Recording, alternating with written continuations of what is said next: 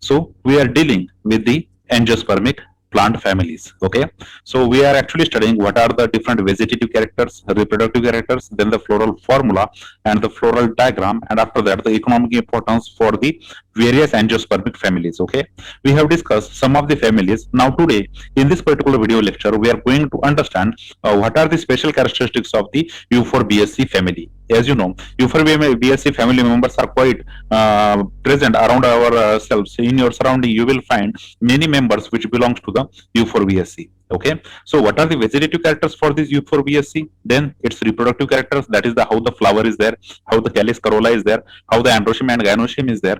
Then after that we have to write down the floral formula for this particular U4BSC family, and finally we should draw the floral diagram along with the its economic importance. Okay, so let us consider the U4BSC family. Okay, now consider this is your syllabus and we are dealing with the paper 1 and the chapter number 3, that is the phanerogams, under which you have to study the gymnosperms as well as the angiosperms, and we are here at the study of angiospermic families, that is the U4BSC. We have completed the Magnoliaceae, Ranunculataceae, Brassicaceae, Rosaceae. Okay, we have reserved this Fabaceae family. Okay, tomorrow we are going to cover this, and before the Fabaceae we are going to study the U4BSC family. Okay, now let us consider the vegetative characters for this U4BSC family. Now first consider the distribution. See, there are about 283 genera and 7,300 species in this family. Okay, this number will vary from book to book. All right, now see the plants of this family are found throughout the world except the Arctic region, that is their distribution is cosmopolitan. You will find the members of the U4BSC family everywhere in the world. Actually they were distributed everywhere except the Arctic region. Okay, as you know, Arctic region is the snow region, right? And here the climatic conditions are not good for any kind of plant.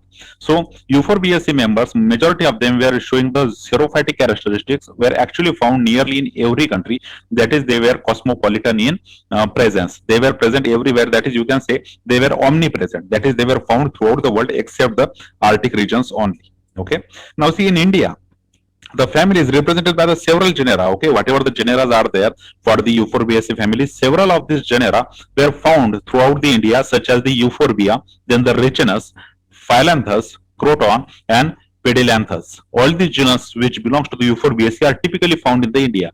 As you know, Ricinus communis is a very familiar plant for the botany student. Then the Phyllanthus species, right, that is the Avla species, is also very familiar for the botany student. And all these genera, all these 5 genera like the Euphorbia, Ricinus, Phyllanthus, Croton, then the Pedianthus, etc. are found throughout the India. See, in the desert region of the Africa and the elsewhere, the family is represented by the cactus-like plant of different species of the Euphorbia. Okay, whatever the cactus-like plants are there in the desertic regions of the Africa, these cactus-like plants are also belonging to the Euphorbia genus, that is to the U4BSC family.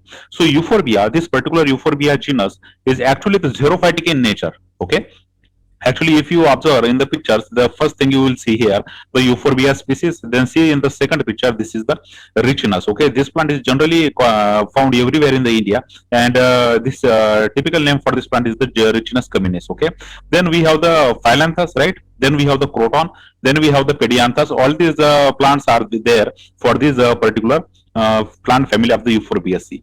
So distribution wise, when you talk about the distribution of the U4BSC family, they were found throughout the world. Okay, and in India several genera were reported, and whatever the desertic regions are there in the world, okay, there you will find the cactus like plant species which belongs to the Euphorbia genus, and this particular Euphorbia genus belongs to the U4BSC family. All right, now consider, let us see the habit. Okay, how the habit is there.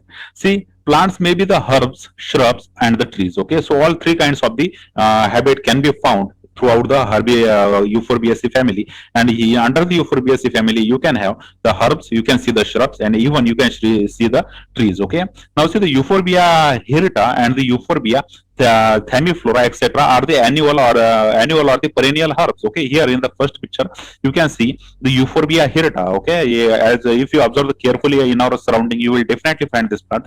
This plant is called as the Euphorbia hirta. Okay, and the second plant is the Euphorbia thamifolia. This is the Euphorbia thamifolia, and they were the annual or the perennial herbs. Okay, so this is the herb category. Herb types of the small plants, herb plants, the creeping plants are there in the U4BSC family, which are representing the herb habit of the U4BSC members, right? Then see, Euphorbia pulcherrima and the Euphorbia splendens are beautiful shrubs. Okay, here in the first picture and the second picture, you can find this both the pictures, and you will find these plants very attractive. Okay, they are showing the very beautiful flowers, and these are beautiful flowers making them very useful for the ornamental purpose. So on the one hand, you will find the herb habit. On the second hand, you will find the presence of the shrubs. Okay, and actually the shrubs are very beautiful. Their flowers are very attractive. Their leaves are very decorative. Okay, so these are species and their names. Okay, which are types of the herbs were actually found in the Euphorbiaceae, and which type of the shrubs were actually found in the Euphorbiaceae. You should know by its botanical name. Okay, so these are the herbs and these are the shrubs. While when we talk about the tree habit, there is a famous tree which is called as the Hevia brasiliensis. Okay, and it is famously called as the rubber tree. Okay, this is the rubber tree from which the rubber can be made. Okay, whatever the extract of this tree is there, from this extract we create the expensive rubber out of it. Okay, so this particular Hevia tree is popularly called as the rubber tree, and this rubber tree belongs to the Euphorbiaceae family. Okay, it's a large tree, actually 60 to 100 feet in height, and actually 8 to 12 feet in girth. Okay, so you can see they have the majestic height of almost 100 feet, right? And they were having the girth of the 8 to 12 feet. Okay, so large girth and the large length is there, and that is why the tree habit is shown by the Hevia genus. Okay, and this particular Hevia genus belongs to the Euphorbiaceae family. Okay, so when you talk about the habit in the Euphorbiaceae family, all three kinds of the habits, the either herbs, then the shrubs, or the trees are present in the Euphorbiaceae. For example, in the herbs we have the Euphorbia hirta. Then for the shrubs we have the Euphorbia splendens, right? And the Hevia genus is typically representing the tree habit in the Euphorbiaceae family, and this Hevia genus is very economically important because it can actually produce an extract which can be used to create the rubber, and hence this Hevia genus tree is specially called as the rubber tree. Okay, so herb, shrubs, and tree, all three kinds of the habits were present in the Euphorbiaceae family. All right, now see, let us consider the vegetative characters. Under the vegetative characters, let us first see the root. Okay, see the taproot system is there, and the roots are branch. Okay, see the roots of the manihot are tuberous, and they were rich in starch. Okay, observe these roots. These roots belongs to the manihot Utilissema. Okay, these particular roots are very rich in starch, and various food products are created out of it. Okay, so whatever the manihot roots are there, these roots are showing the very rich in the starch, and that is why they are tuberous in nature. As you can see, the tubers are formed below the ground like this, and these tuberous roots are very rich in the starch. Okay, so it can be useful as a food material. So how the root is there in the Euphorbiaceae? Euphorbiaceae generally have the taproot and branch taproot system. Okay, but there are some roots which are actually tuberous, which got tuberous, and they store the food material in the form of starch. Okay, and these starch can actually be used as a food by the humans. So the taproot system is there in general in the Euphorbiaceae family. Right, now see the stem, how the stem is there. See the herbaceous or the woody. Of course the herbaceous stem is there, woody stem is also there. Right, observe in the previous picture we have talked about that there is a herb habit, shrub habit, and the tree habit. Okay, generally these herbs and the shrubs are showing the herbaceous stem, and this tree we are showing the woody stem. Okay, because it is strong and made up of the wood, it can give the wood. Okay, so woody stem is there in the trees. Okay, Hevia genus is representing this particular tree habit in the Euphorbiaceae, and the herbs and shrubs are also there, and hence the herbaceous and the woody, both type of the stems are found in the Euphorbiaceae family. Now it is erect. Okay, it is above the ground, it is erect, and it is very rarely climbing in the tropical genus of Tragia. Okay, observe in this particular picture here, you will see the stem of the Tragia, and this stem of the Tragia is climbing in nature. Okay, that is, it is delicate and it is useful for climbing. Okay, and climbing type of the habit is also shown by the stems of the Tragia. Now see the species of the Xylophylla possess the flat phylloclads. Okay.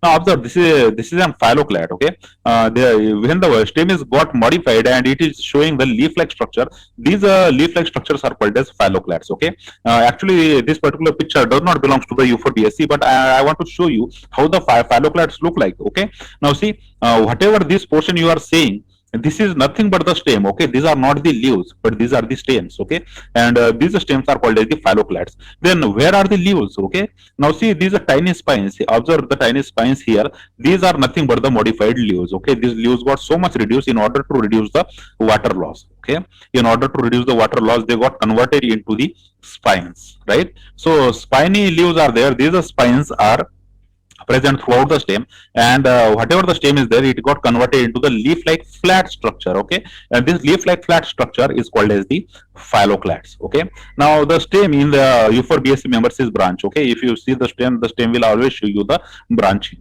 right?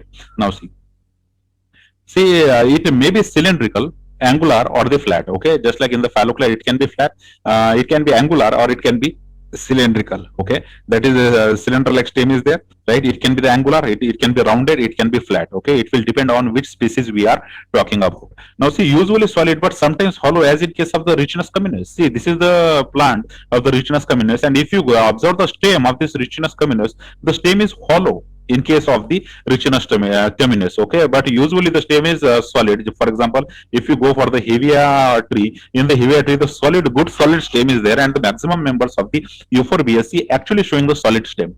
But sometimes, rarely, it is hollow in the family of the euphorbiaceae. For example, the Riccinus communis is showing the very hollow type of the stem, right? See, many stem possess the spines. Okay, for example, on this phylloclades, if you observe carefully, here you will see the presence of these spines, okay, which are nothing but the modified leaves. So many stems are there which has the spines in order to protect them from the desiccation or to prevent the water loss or to deter the herbivore. Okay. Now see, in a many euphorbia species, the stem is become fleshy green and become cactus like in appearance. Okay. For example, whatever the cactus, you may have seen the cactus with the thorns on it, right? So this cactus like appearance in the euphorbia is typically came due to the necessity of the water retention. Okay, they have to retain the water. Whatever the water is there, this water we should the plant should retain, because the majority of the euphorbia species are the desert species. Okay, and in desert there is a scarcity of water. Okay, no water is available, and hence in order to avoid the water loss, whatever the water is present inside their body, they convert their leaves into the spines. Okay, and that is why they have a cactus like appearance. Whenever you find these members of the euphorbiaceae in the desertic land, these desertic land euphorbiaceae members are showing the cactus like appearance. Okay, so when you talk about the stem of the euphorbiaceae, remember carefully the herbaceous and the woody both types of the stems are there. Sometimes the species were even showing the phylloclades, which are nothing but the modified stem. Okay, and these modified stems are able to photosynthesize because they are green in nature. Okay, so in that case they do not require the leaves, because the function of the photosynthesis is typically done by the stem in case of phylloclade, and hence they do not require the leaves. Okay, actually the keeping the leaves in the desertic condition is very a costly business, because once the plants keep the leaves, they regularly have to hydrate themselves. Okay, that is the plenty of water is required to maintain the leaves on the plant. So in such a condition, in the desertic plant, in the xerophytic plants, what plants do, they remove the leaves. Okay, what they do? They remove the leaves, and instead they modified their stem into the phylloclade, which can perform the photosynthesis, because the basic function of the leaves is to perform photosynthesis. So if the no leaves are there, or if the leaves are getting converted into the spines, then who is doing the function of photosynthesis?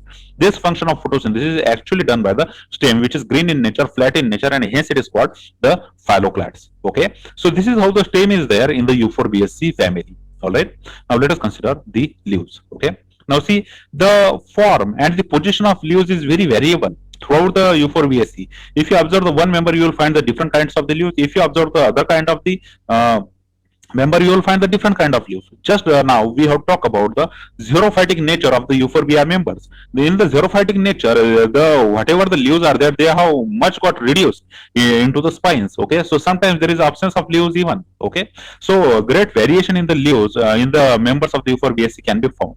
Now the arrangement is usually alternate, but sometimes they are opposite as well. Okay, so alternate leaves are there, and sometimes opposite as well. For example, see opposite leaves in case in this first picture. See, the first leaves is here, the second is exactly opposite to it. See, the leaves are here, and the second leaves is exactly opposite to it. Okay, so majority of the time alternate phyllotaxy is there, but sometimes the opposite of phyllotaxy can be seen. For example, in the Euphorbia hirta. In this particular Euphorbia hirta example, you will find the exactly definite opposite phyllotaxy is there. Okay, but what is the general phyllotaxy in the Euphorbiaceae family? It's a alternate phyllotaxy. Okay, so alternate phyllotaxy is maximally found in the Euphorbiaceae, but sometimes there are the opposite phyllotaxy, and for the example of the opposite phyllotaxy, we have the Euphorbia hirta. Okay, now see, in the Pediolanthus, the leaves are arranged alternatively in the lower region. That is, see in the second picture. In the if you go to the lower region of this plant here, in the lower region, you will find there is an alternate phyllotaxy of the plants, whereas opposite phyllotaxy in the floral region. Okay, if you go to the floral region, you will find the opposite phyllotaxy. So both type of the phyllotaxy, that is the alternate phyllotaxy and the opposite phyllotaxy, both types of the phyllotaxy found in the one plant of the Pediolanthus. While the alternate phyllotaxy is present at the lower region of the plant, while at the upper region of the plant where there is a floral region, in this particular floral region, there is a opposite phyllotaxy. Okay, so alternate and opposite type of the phyllotaxy is there in this particular plant species of the Pediolanthus. Okay, so when you talk about the leaves in the Euphorbiaceae family, you should remember the alternate leaves are there in this particular family, but sometimes the opposite can be seen. For example, the Euphorbia hirta. Okay, and the special examples like the Pediolanthus, in which both types of the phyllotaxy, whether it's the alternate phyllotaxy or the opposite phyllotaxy, both types of the phyllotaxy is actually seen in this particular plants or in the genus. Okay, opposite of phyllotaxy is present near the floral regions, right, at the apex, at the upper side, while the in the lower side you will find the alternate type of the phyllotaxy. So this is how the leaves are there in the Euphorbiaceae. Okay, now consider. See, usually the leaves are simple, but some of them are deeply incised. Okay. See, when we talk about the simple leaf, what we imagine, see, there is a one petiole and there is a single lamina. Okay. This single lamina represents the simple leaf. Okay, just like the leaf of the mango. Okay, see, so whenever we say the simple leaves are there in the family of the Euphorbiaceae, simple leaves literally means the leaves is having the one blade only. Okay, but in the Euphorbiaceae family, you should remember that there are simple leaves, but these simple leaves have the incision, deep incision in them. Okay, for example, see Ricinus communis. Okay, now see, this first picture belongs to the Ricinus communis, and see its leaf.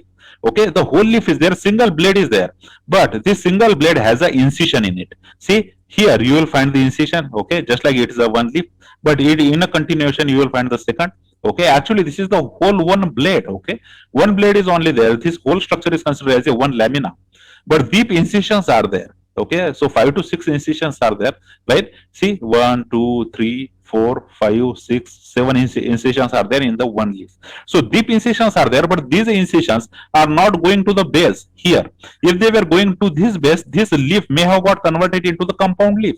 But these incisions are not deep. Okay, deep incisions are not here, and these are particular deep incisions. If they are not present deep enough, then we consider it as a simple leaf. Okay, so it's a simple leaf, but it has a very deep incisions. Okay, for example, in the Ricinus communis, in many euphorbias, the leaves are scaly and the caduceus. Here you see euphorbia members, always the xerophytic habitat is shown by the euphorbia members, and these xerophytic habitat euphorbia members are showing the scaly leaves. Okay, very short leaves. Okay, very spiny leaves, and these are caduceus in nature. Okay, they will fall down when there is adverse condition, and they will regrow whenever there is a favorable conditions. Okay, now see, in many cases the leaves are reduced to the spines. Okay, actually they got converted into the spines. Observe here, the spiny leaves can be seen, and whatever this big structure is here, this is nothing but the stem. Okay, and this stem is represented by the spines, and these spines are nothing but the reduced leaves. Okay, see, in case of the leaves are replaced by the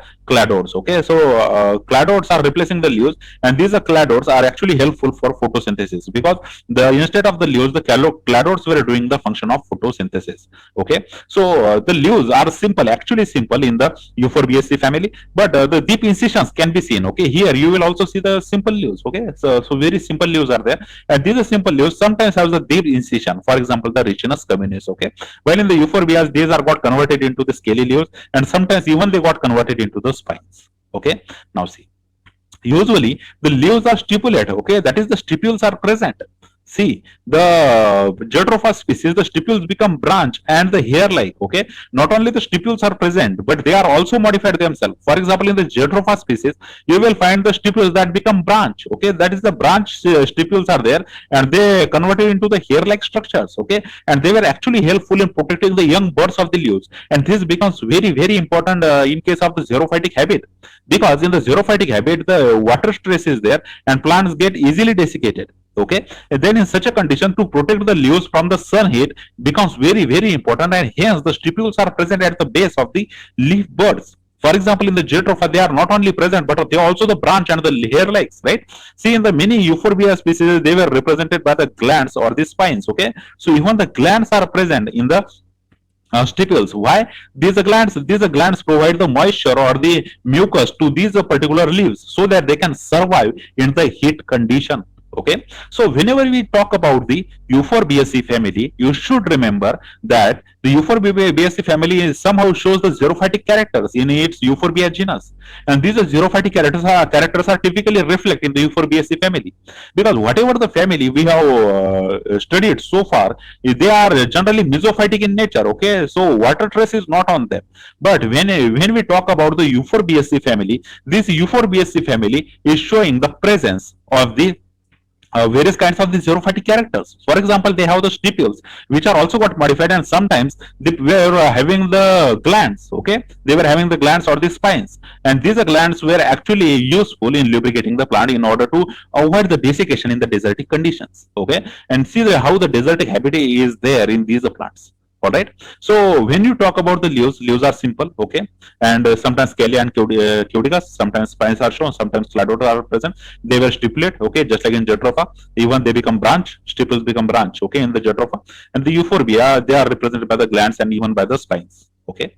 Now let us consider the floral characters. In the floral characters, first we are going to see the inflorescence. Okay, now the inflorescence, when you talk about the flower of the Euphorbiaceae or the inflorescence in the Euphorbiaceae, it is very different from whatever the plant families we have seen so far. Okay, because whatever the plant families we have seen so far, maximum times we have find the bisexual condition. Okay, that is the hermaphrodite nature is there, bisexual condition is there, but in the Euphorbiaceae you will find the unisexual type of the condition. Okay, now see, it may be racemose or cymose, and sometimes even the complex. Okay, racemose type of inflorescence can be seen, the cymose type of inflorescence can be seen, right? In Euphorbia, the inflorescence is a peculiar but a very characteristics and known as the cythium.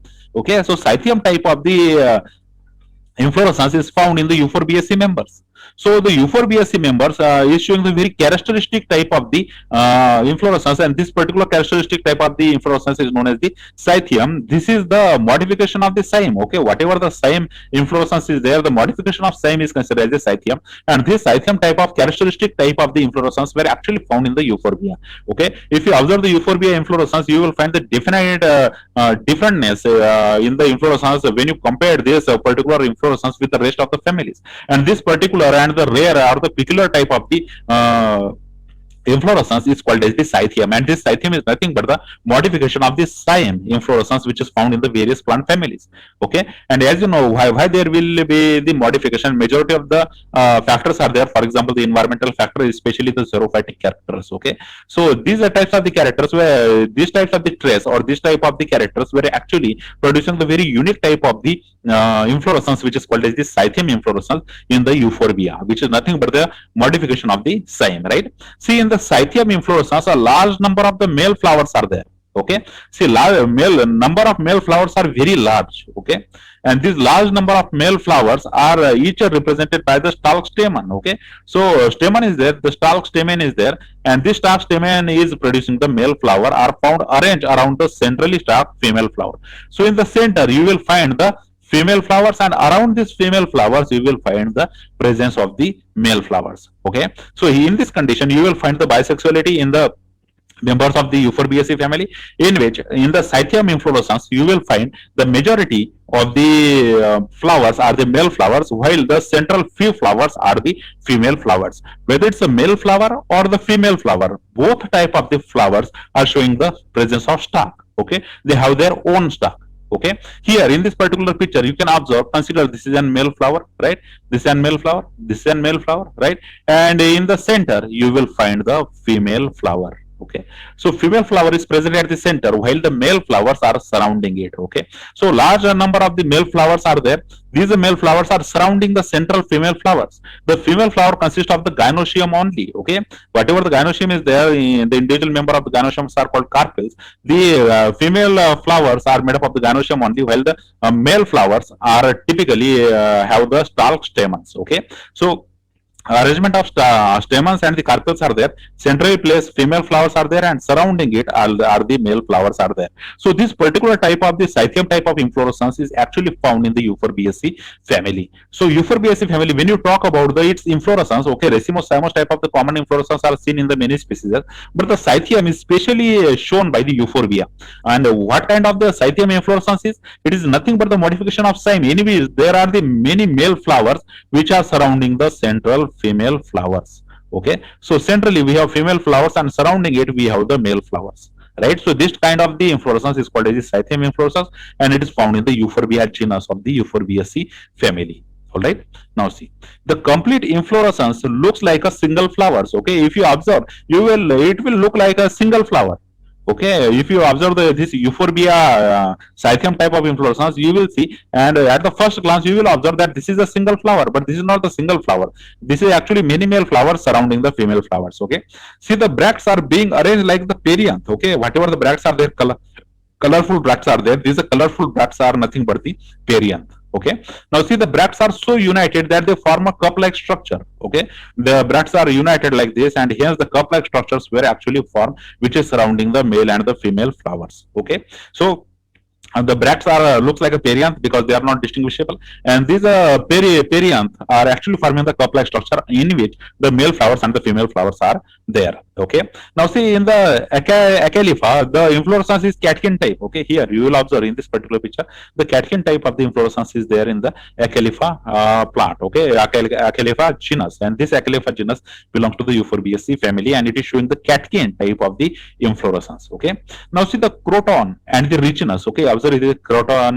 This picture belongs to the croton, and the second picture belongs to the Ricinus. Okay, this is the croton inflorescence, and this is the Ricinus inflorescence. Okay, the flowers are arranged in a terminal raceme. Okay, terminal raceme type of the inflorescence can be seen in this particular plants, as you can see in this particular picture, right?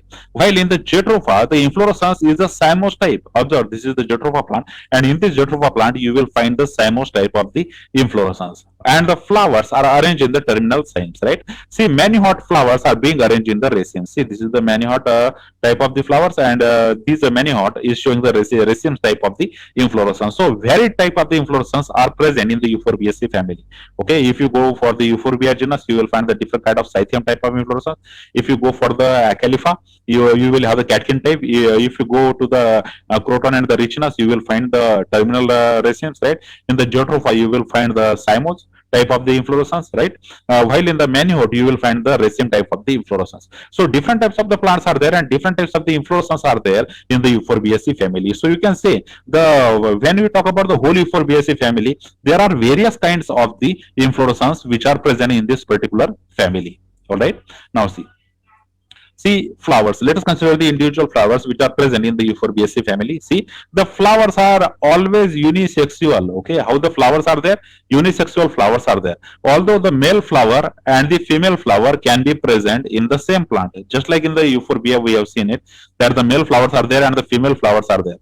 But the flowers are always unisexual. Okay, that is, the one sex is there. Either the male flowers are there or the female flowers are there. Okay, male flowers and female flowers are individually present, although they can present on the same plant, right? So always the unisexual condition is there, and this unisexual condition of the flowers is shown in the Euphorbiaceae. Now this will reflect in your floral formula. Okay, generally when we say the bisexual flower, we put this sign. Okay, but if you say the flowers are unisexual and these are the male flower, we have to put this sign for the male flower, and for the female flower we have to put this sign. So either of the two signs we have to use. Either there is a male flower or there is a female flower. Okay, no bisexual condition is found in the Euphorbiaceae members. So when you talk about the individual flowers in the Euphorbiaceae, there is the unisexual condition. Either there will be the male flowers or either there will be the female flowers. See, they are much reduced and maybe monoecious or dioecious. Okay, that is, the both the male and female flowers can be present on the same plant, and they can be present on the different plant. Okay, so just like in the Euphorbia genus, we have seen they were present in the same plant. That is, they were showing the monoecious homologous condition. That is the male flower and the female flower were present on the same plant. Okay, but they can be dioecious in the other species as well.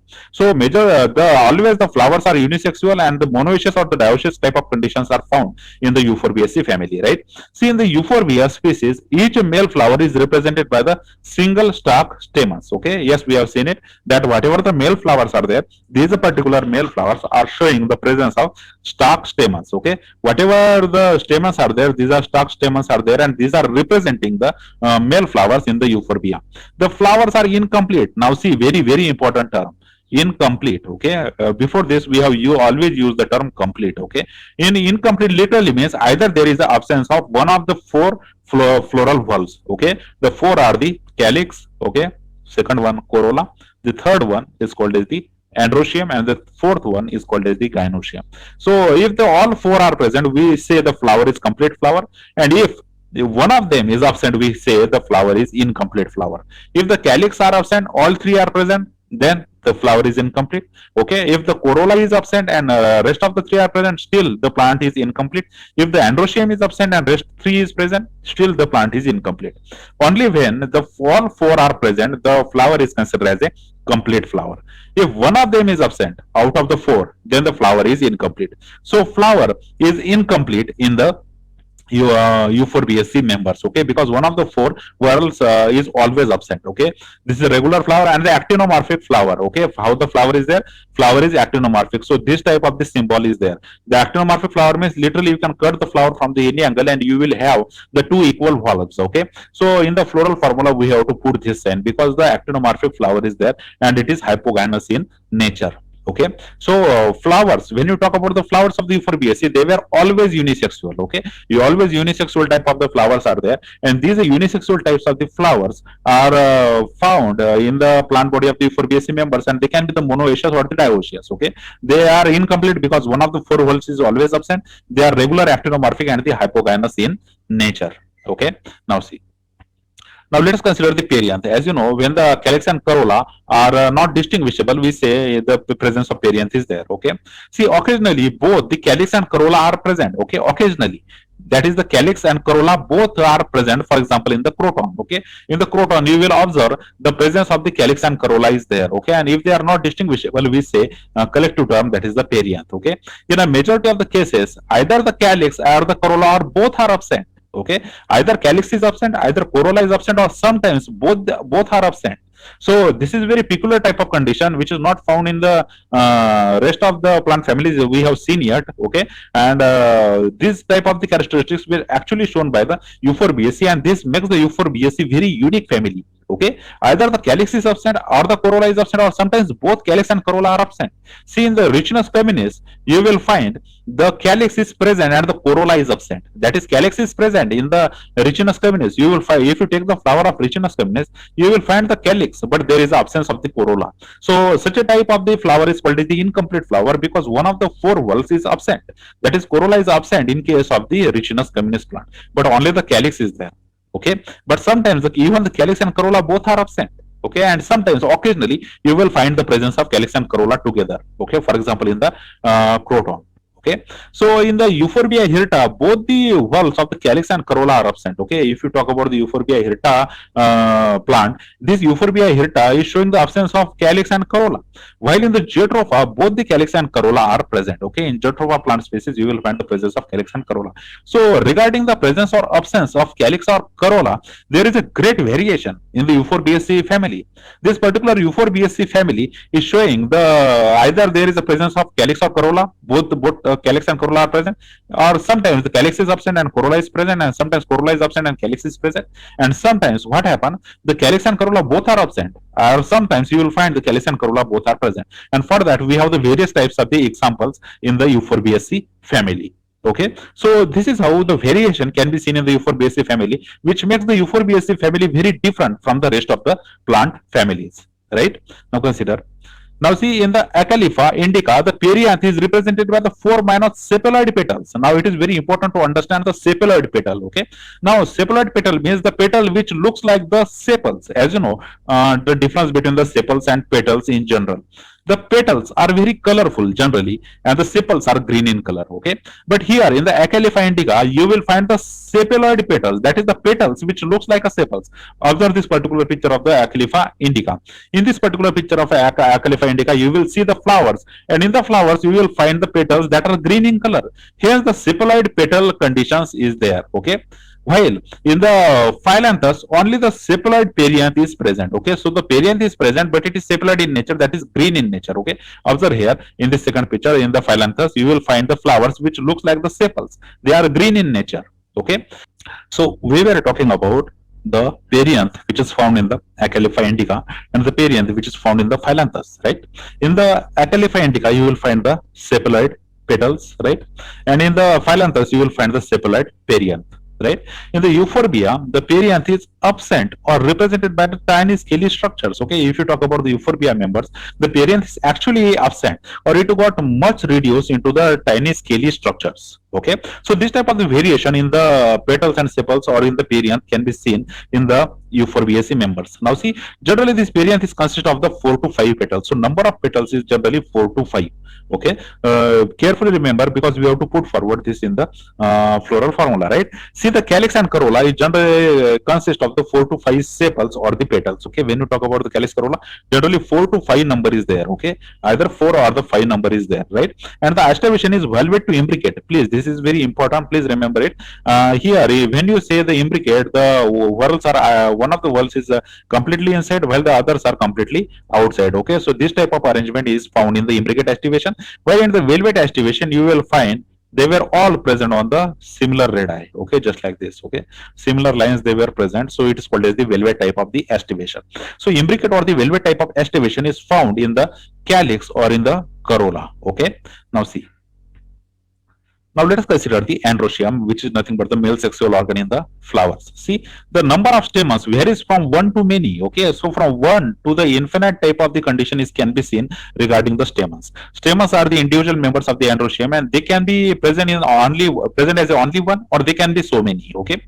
Now usually many stamens are present in many as many perianth leaves. Okay. So whatever the number of perianth leaves are there, that with that ratio, the number of the stamens actually present in the Euphorbiaceae family. Okay, because these stamens are present as many as the perianth leaves are there. So correlation is there. Whatever the perianth leaves are there, whatever the number of the perianth leaves are there, this particular number of the perianth leaves is correlated with the number of stamens. Okay, in a Euphorbia, a single stalk stamen is represent the single male flower. Okay, so one one stamen in the Euphorbia, this particular one stamen is representing the one male flower. Okay, that is single stamen. This single modified stamen is representing the one male flower, while the second stamen is representing the second male flower. So in the Euphorbia, you will find the infinite type of these stamens present in the flower, or you can say the one single stamen, only the one single stamen is representing the flower. Okay, while in the other plant species, you will find the maximum of the stamens were present. So one to many condition can be seen in the Euphorbiaceae member, while in the Euphorbia, if the single stamen is there, it is all representing the male flower, and hence the one stamen is there. Okay, hence we describe them as a one to infinite. All right, now see, in the Ricina species, usually 5 stamens are present. Okay, when you talk about the Ricina species, Ricinus communis, here you will find the number of stamens are 5. Okay, each stamen is profusely branched, while in the Jatropha, they are arranged in 2 whorls of each 5 stamens. That is the 5 plus 5 arrangement is there in the Jatropha species. Okay, so whenever you write the floral formula for the Jatropha species, you should write 5 plus 5, because they were arranged in 2 whorls. Okay, and while in the Ricinus communis species, you will find the 5 stamens are there. Okay, so number of stamens vary right from 1 to the infinite. Okay, 1 can be present in the Euphorbia because only the one stamen is representing the male flower. Okay, and 5 can be found in the Ricina species, or 5 plus 5, that is the 10, can be found in the Jatropha species. Okay, so this type of the different types of the arrangement of the androecium can be found in the Euphorbiaceae family. Now see, in many the stamens are indefinite. That is, for example, in the croton, if you observe the croton, in the croton you will find the number of stamens to be indefinite. Okay, you cannot count it, and then many stamens are there, maximum number of stamens are there. So croton is the example where you will find the indefinite type of the stamens. Okay, so in the floral formula we are going to put this sign, that is the indefinite sign, in front of the androecium. So in this particular lecture we are going to use the croton genus to write down the floral formula. Okay, so croton is showing the indefinite type of the stamens. See, the filaments may be free or united. Okay, whatever the filaments are there for the stamens, these are filaments may be free or may be fused. Okay, it will depend on which species we are talking about. Now see, the anthers are dithecous, that is the two theca are present at the top of the anther. Okay, these anthers were dithecous in nature, that means they were showing the two theca. See, they dehiscence either by the apical pores or by the transfers on the longitudinal slits. Okay, whatever the dithecous condition is there in the anthers, they were broke right from the apical pores or by the transfers or the longitudinal slits. Okay, and by either way they were producing the pollen grains. Okay, so dehiscence is there in this particular anthers, and after the dehiscence there is a liberation of the pollen grains out of the anthers. Right, how the anthers are there? They are dithecous, and filaments may be united or they may be free, and sometimes the stamens are indefinite, for example in the croton. Okay, now let us see the gynoecium. Gynoeciums, three carpels are there, that is a tricarpellary condition is there. Okay, three carpels are there. While the carpels are syncarpous, this becomes very important. Okay, how the carpel is there? Carpel is syncarpous, that is they were showing the fuse condition. As you know, the fusion is considered as an advanced character, okay, among the families. So the advanced type of the characters were shown by the Euphorbiaceae members because they were showing the gynoecium, the much reduced number of the gynoecium, that is the carpels, the number of carpels are three. That is why the tricarpellary, this particular word is used. Okay, while the gynoecium or the carpels are syncarpous, that is they were fused with one another. Okay, they are not free. Okay, so syncarpous condition is there, no apocarpous condition is there. When we say apocarpous, the carpels are free. Okay, but here the syncarpous condition is seen. Okay, see, the ovary is trilocular, that is the three locules are present in the ovary, and the ovary is superior in nature. Okay, now see, each locule contains the one or the two pendulous anatropous ovules. Okay, so in each locule, okay, although there are three locules, in each locule you will find the two, either one or two pendulous which is hanging anatropous type of the ovules. Now as you know, anatropous type of ovule is considered as a primitive character. Okay, so some type of the primitive character and some types of the advanced characters were present in this Euphorbiaceae family, while the unisexual flowers is considered as a most advanced feature of the Euphorbiaceae family, because as you know, the bisexual condition is considered as a primitive condition over the unisexual condition, and this unisexual condition, which is the advanced condition, is found in the Euphorbiaceae members. Right, while the placentation is exhaled. So exhaled type of placentation is there. So basal type of placentation, exhaled type of placentation, the marginal type of placentation, various type of placentations are there, in which we see how the ovules are present inside the ovary. Right, so in the Euphorbiaceae members, the exhaled type of the placentation is seen. Okay, so how the gynoecium are there? Three carpels are there, and they are tricarpellary. They are fused with one another. Hence, the syncarpous. Ovary is trilocular. Three locules are there. Superior ovary is there. The locule contains the one or two pendulous anatropous ovules are there. Okay, how the placentation is there? It is exhaled in nature. Okay, now see how the fruit is there. Okay, fruit is schizocarpic in nature. Okay, the very unique kind of fruit which is called as the schizocarpic fruit is found in the Euphorbiaceae members. Generally, this fruit breaks violently and dehiscence into the once seeded cocci. Okay, generally, what habit they show is that the whatever the fruits are there, they broke violently, very with a tremendous energy. The breakage of the fruit occurs naturally, and dehiscence of the one seeded cocci are released from this fruit. Okay, so that the seeds can be traveled to the maximum distance. Okay, such a type of fruit is termed as the regma fruit, which is the characteristic of the Riccinus communis species. Okay, here you will observe the fruits of the Riccinus communis. The regma type of the fruit is found in the Riccinus. Okay, while the species of the Trevia and the Bredilia, they bear the drupe type of fruits. Okay, here you will observe in the Trevia and the Bredia, you will find the drupe type of fruits are there. Right, while in the Phyllanthus imblica you will always find the drupe type of the fruit. Okay, so whether it's a Trevia, Bredelia or the Phyllanthus imblica, in every case you will find the drupe type of fruit, and sometimes the regima type of fruits were also shown by the Euphorbiaceae members. Okay, so drupe and the regma or the schizophoric type of the fruit can be seen in the Euphorbiaceae family. Now see the seeds, how the seeds are there.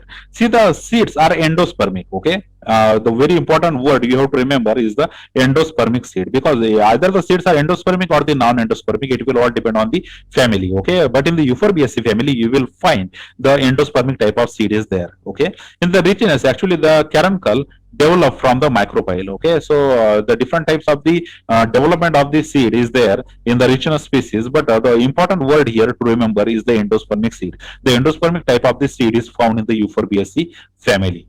Okay, now see. Now let us consider the pollination. How the pollination occurs in the Euphorbiaceae members. That is how the anthers are transferred to the stigma. That is the transfer of pollen grains from anther to the stigma. Right, and as you know, the unisexual type of condition is there in the Euphorbiaceae member. So it becomes very, very important that from the male flower, the pollen grain should be taken to the female flower. Okay, so because the male flowers and female flowers are different, and hence the pollination becomes very, very important. If there is a bisexual condition, the pollination looks very easy. But when you talk about the unisexual flower, when the male flower and the female flower are different, the pollination agencies become very important, because in this case, the pollination agencies, whether they are the biotic or the abiotic, they has to take the pollen grains from one plant or one flower to the another flower where the pollination should occur. Okay, now see, usually it is entomophilous, that is through the agency of insect. Okay, entomophilous type of the pollination is there in the Euphorbiaceae member. Entomophilous literally means by using the insect. Okay, so insects are regularly visiting the flower, and they were taking the, if they were visiting the male flower, what will happen? They will take the pollen grain on their body, and when they will visit the female flower, they will indirectly land their particular pollen grains on the female flower. So indirectly, these are particular biotic agency or the insects are pollinating the plant species. Okay, when they visit male flower, they collect the pollen grain, and when they visit the female flower, they deposit the pollen grain there, and hence the transfer of pollen grains right from the anther to the stigma occurred, and due to this the pollination occurred. Okay, and here's the only the cross pollination takes place. Okay, no self pollination is there. Self pollination literally means if the pollen grain of the same flower is landing on the stigma of the same flower. Now this will not happen in the Euphorbiaceae, because the male flower and the female flower are different. So no chances of the self pollination are there. Only the cross pollination will take place. In order to achieve the self pollination, there should be the bisexual condition. That is, the one flower should have the stamens as well as the carpels. So the stamens will take the pollen grains, whatever the pollen grains are there in the anther, will land on the same stigma of the pollen grains. Okay, same stigma of the flower, right? So here the self pollination can occur in the bisexual condition. But as you know, in the Euphorbiaceae, always there is a unisexual condition. Either there is a male flower or the female flower. So no self pollination occur. What occur? The cross pollination. That is, the male flowers pollen grains are transferring to the female flowers, right? See, in many species, the leaves and the bracts become colored and showy to attract the insects. Okay, as you know, many times the calyx and corolla are absent, right? Either calyx or the corolla is absent. Then in such a condition, to attract the insect, the colorful bracts and the perianths are there. Okay, so the very colorful bracts and the perianths actually attract the insect for the pollination purpose. Okay, now sometimes the anemophily is also found. See, the wind pollination can also be found in the Euphorbiaceae member, but it is rare. Okay, sometimes. While maximum times, which type of the pollination is there? The entomophilous type of the pollination is there in the Euphorbiaceae family. While the anemophily is sometimes found in the Euphorbiaceae members, while the maximum times you will find the entomophilous type of the pollination, because the unisexuality is predominantly present in the Euphorbiaceae members, and hence only the cross pollination will take place and no self pollination is there. Okay, now see. Now let us consider the floral formula. Now we are writing down this floral formula for the Croton genus. Okay. Now see, the actinomorphic flower is there. So this sign, right? If the zygomorphic, we should have put this sign, right? But the actinomorphic flowers are there. That is why this sign. And see, the male, for the male flower, we have written down this particular formula. Only the male flowers are present. Okay, no female flowers are present. Okay, so only the male flower is present, and hence this particular sign is given. And if you write down the floral formula for the female flowers, we should use this symbol, okay, which represent the female flower. Then the calyx are 5, okay, and they are free from one another. Then the corolla are 5, they are free from one another. Androecium are indefinite in number. And where is the gynoecium? Gynoecium is absent, and that is why it is a male flower. Okay, because gynoecium is totally absent, and hence only the androecium is absent, and hence we are calling it as a male flower. So this is how the floral formula changes from family to family, from species to species. In the Euphorbiaceae family, you will find the unisexual type of the flowers. So either you will write down the androecium or the gynoecium. Okay, here in this particular floral formula, we are representing the male flower only. Okay, what we are representing? We are representing the male flower, and hence the androecium is given, which is indefinite in number. While the gynoecium is totally absent, the female counterpart is totally absent, and it's a unisexual flower, and it's a male flower. Okay, so this is how the changes are there in the floral formula, and which will directly reflect in the floral diagram as well. So you should careful, very very carefully selecting the floral formula for the genus. Okay, you should mention that we are writing down this for the Croton genus. Okay, and this particular floral formula is for the Croton genus, in which the sorry, unisexual type of the flowers can be seen. Actually, throughout the Euphorbiaceae family, you will see the unisexual flowers, right? Now, let us consider the floral diagram. Okay, now see, the outermost are the calyx. Okay, and what is the number of calyx? 5. Let us count: 1, 2, 3, 4, 5. Okay, 5 calyx are there, and which activation they were showing? Now, let's consider this one is completely inside, right? This one is completely inside, while this one is completely outside. Okay, so one sepal is completely inside, one sepal is completely outside. This type of the activation is called as the imbricate type of activation, right? So how the calyx is there? Calyx 5 in number, and they are not fused. Observe here, they are free. Okay, so only 5, no bracket. So calyx are free, 5. Okay, and imbricate activation is shown by the calyx. Okay, after the calyx, what we have? Corolla. What is the number? 5. See, 1, 2, 3, 4, 5. Okay, so 5 number is there, 5 number corolla is there, corolla 5, and they are not fused with one another, hence no bracket is placed. Okay, but what about the activation? Consider they were aligned in the one circle. Okay, if they were aligned in the one circle, it is the velvet type of activation. Okay, so velvet type of activation is shown by these particular species of the Euphorbiaceae. Actually, imbricate and the velvet, these are two types of the activation found throughout the calyx and corolla in the plants of the Euphorbiaceae. So remember for which species you are writing down the floral formula and the floral diagram, because sometimes even the calyx is absent and the corolla even absent. Okay, so but here we are taking the example in which the calyx and corolla are both present. So corolla 5 in number. Okay, they are not fused, hence no bracket is placed around the 5, and they are showing the velvet activation. After the corolla, you will find the indefinite number of the androecium. Okay, many androeciums are there. Okay, so that is why the indefinite sign is there. And after the androecium, you will not find any gynoecium, which represents it's a male flower. Okay, so this is how according to the floral formula, the floral diagram also changes. Okay, you should carefully remember. You should carefully remember how to put the unisexual condition in the floral formula and how to reflect it in the floral diagram as well, because this can be tricky. Okay, if you show the male flower in the floral diagram and if you draw the female flower in the floral if you write down the floral formula for the female flower, male flower, and if you draw the female flower in the floral diagram, it will be the completely mess up. Okay, you cannot do that. Okay, it's a real botanical mistake. So once you write down the floral formula for the male flower, at the same time you should give the floral diagram for the male flower only. Okay, so this is how the floral formula and the floral diagram is there for the Euphorbiaceae family. Okay, now let us consider some of the economic importance for the Euphorbiaceae family. Okay, now see the roots, the food plants. Okay, that is the food is actually coming from the Euphorbiaceae members. Now the tuberous roots of the Manihot esculent, that is the tapioca.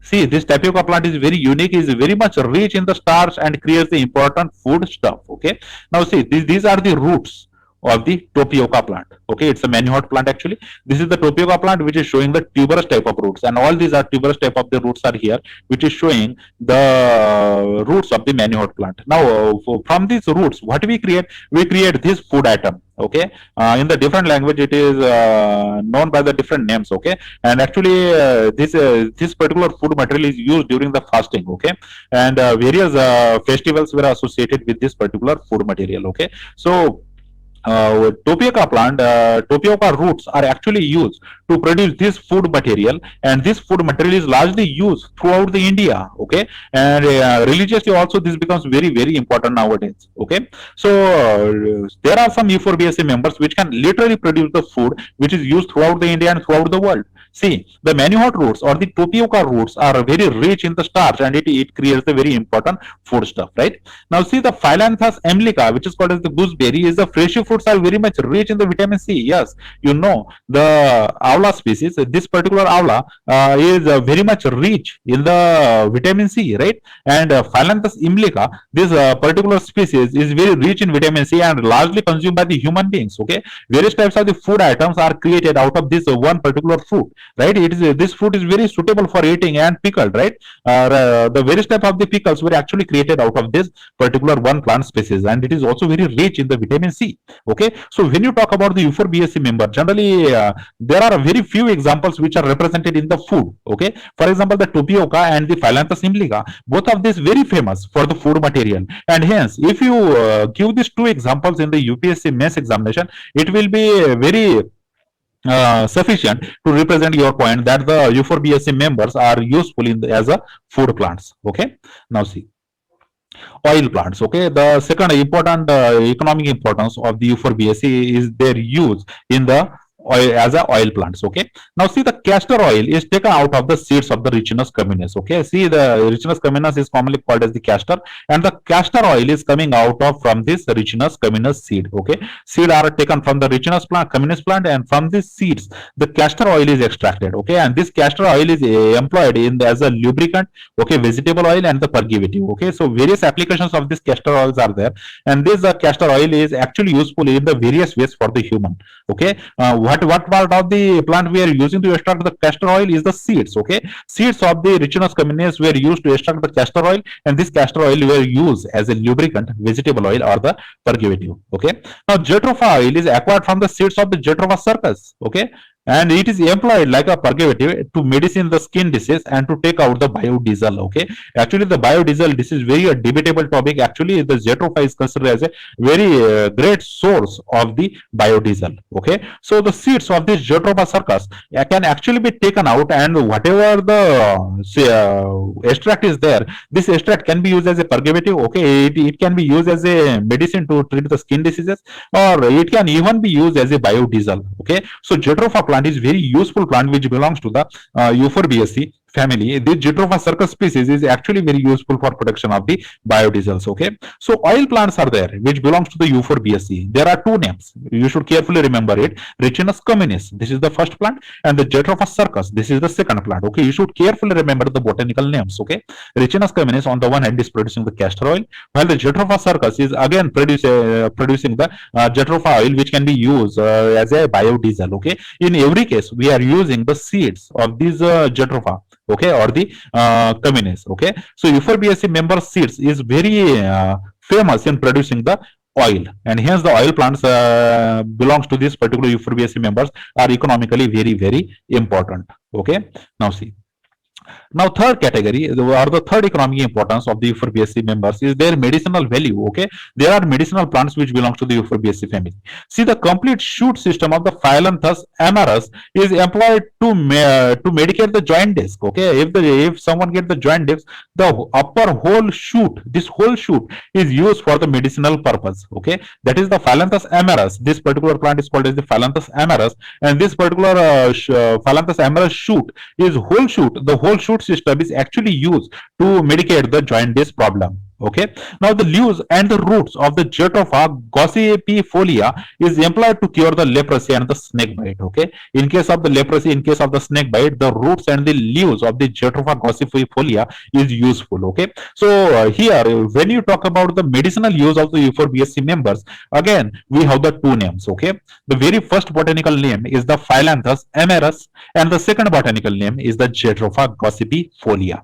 Okay, while the Phyllanthus amarus is useful in the jaundice, while there is a second one which is called the Jatropha gossypiifolia, it is useful in the leprosy and the snake bite. All these two names are required there in the UPSC mains to justify your point that the members of the U4BSC family are actually useful for as a medicinal purpose. Okay, it has a medicinal importance. Okay, now see the fourth one, of course, the rubber plants. Okay, the plants which can produce the rubber. Over the 98% of the whole natural rubber is generated in the world acquired from the conjugated latex of the manihot gazeovi or the Hevea brasiliensis. Okay, see, 98% of the rubber. Whatever the natural rubber is there, 98% of this natural rubber is actually coming from the two species which belongs to the U4BSC. So you can say these are the very important economic application of the U4BSC members. Why? Because these U4BSC members were actually producing the 98% of the whole natural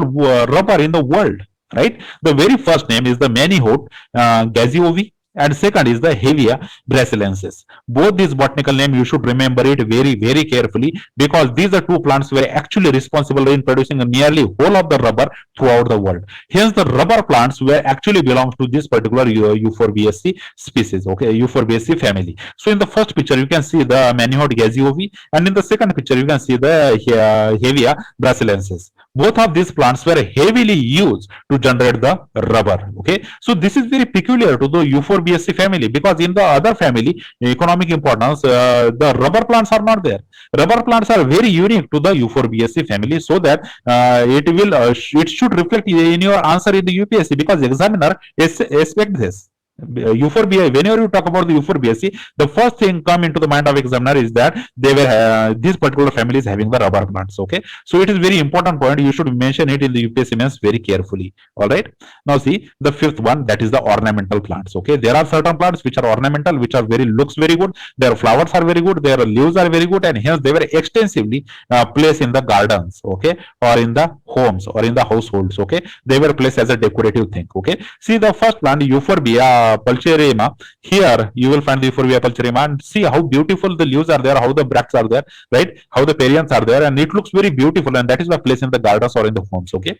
Then the second plant, which is called as the Cadenium variegatum, it is called as the croton of gardens. Okay, as you will definitely see this type of the plants in the gardens. Okay, and that is why this is famously called as the croton of gardens. And this particular croton species is heavily placed in the gardens or in making the boundaries of the gardens. Okay, because the leaves are very colorful and they looks very beautiful. Okay, and then we have the Euphorbia terruchelli. It's called as milk bush. Actually, it is a xerophytic in habitat. It's showing the leafless stems. Okay, these leafless stems looks very unique and decorative, and hence these plants were also present in the gardens and the household. Okay, because of their uniqueness. Okay, whatever their unique outer structure is there, without the leaves, it looks very different, and that is why they place in the gardens or in the homes. Okay, so ornamental importance is also there for the U4BSC family members. Okay, so you should carefully remember the example, the botanical names for the ornamental plants as well. All right.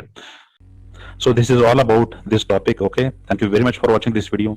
Please like this video, share this video with your friends who are studying the botany, and if you haven't subscribed to the Botany Option channel yet, please subscribe to the Botany Option channel for UPSC examination. Again, thank you very much for giving your time. See you in the next video lecture. Thank you.